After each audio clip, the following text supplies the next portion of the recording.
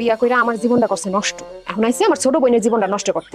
আমি বাইচা থাকতে আমার ছোট বোনের জীবন আমি নষ্ট হইতে দিব না।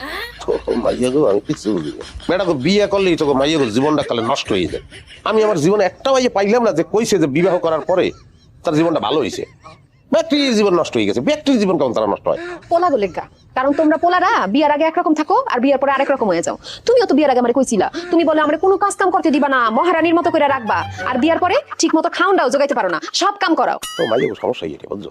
কোনটা প্রেম আর কোনটা বাস্তব এই পার্থক্য তোরা বুঝছ না। কাজী নজরুল যে কবি, সে কি বলছে?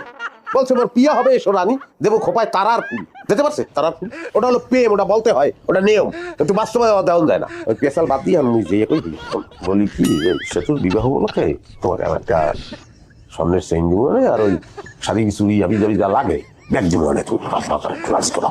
ঘুষ না? তোমার কি ধারণা যে ঘুষ খাই আমি নিজের বইনের জীবনটা নষ্ট করবো? আব্বা